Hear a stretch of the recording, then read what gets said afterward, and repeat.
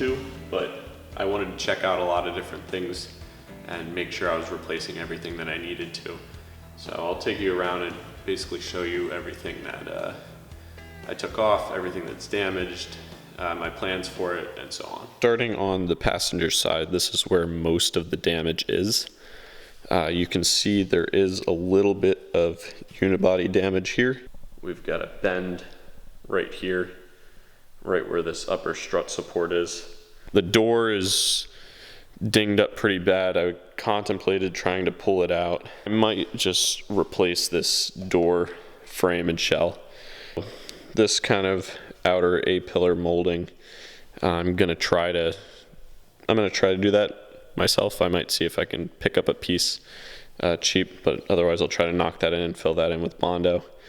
Most of the damage here is on this passenger side, so that sway bar link I'll show you. The lower control arm, pretty messed up. The tie rod's a little bit bent, so it's gonna need a inner tie rod end there. The outer tie rod end's okay, actually. The axle, you can see the CV joint there, completely gone. Moving on to the front, I took a lot of these components out, and we will talk about them on the bench in just a second. So this was not part of the damage, but rather a more of a maintenance item. So since these are direct injected, you can see our fuel rail there.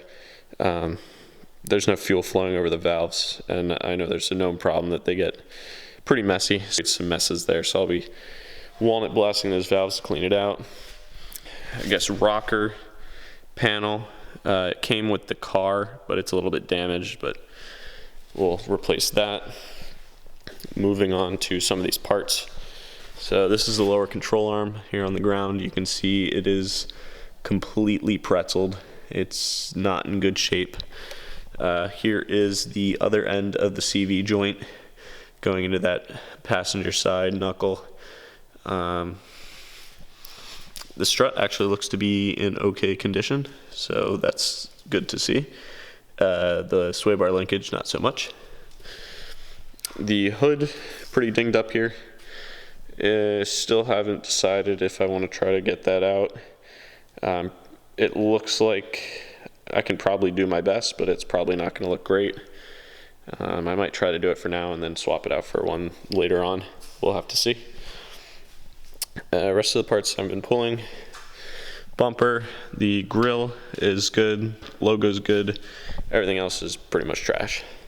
The rocker panel is behind it. I'll get into more detail there. And yeah, this is just some intake stuff and some other just plastic pieces that I took out. So moving on to the bench, this was a headlight, and it really sucks because these things are really expensive. This is one of the Xenons. So there was no intercooler. Picked these up from Facebook Marketplace. I actually got two. So I'll be adding that in, can't even say replacing. Literally it was just the end tank that was on there, no intercooler whatsoever. Motor mount, so this one's starting to crack. Figured I'd just replace that bushing. I had to take it out to take a look at, or really when I'm going to cut out that framework. Radiator and AC condenser. It's not terrible, it's not leaking, but it did get kind of bumped in here, and I had to take it out, and I figured I'm just going to replace these. Just because, you know, I've got 6 or so rows that are squished. I would like all of them if possible, and it might create leaks later on as, you know, it vibrates. Intake manifold, just off to check out the valves.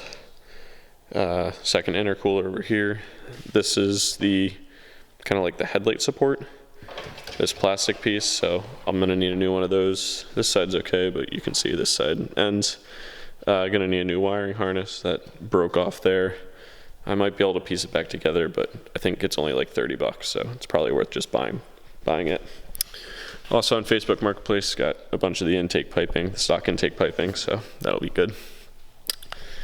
Upper radiator support, that side's okay, that side obviously not, pretty broken. This actually holds, if we go over here, So the upper radiator support holds these. These are the airbag sensors. So they basically are little sensors that close once you see enough G's of impact force. These get mounted to your upper radiator support. So that is something that I will be replacing with a new OEM part. I will not be going aftermarket for that. Some things I will make exceptions on and go aftermarket to save some money. That I feel like is one of those safety things that you definitely don't want to go aftermarket on and get something cheap. So this guy I will be replacing with OEM.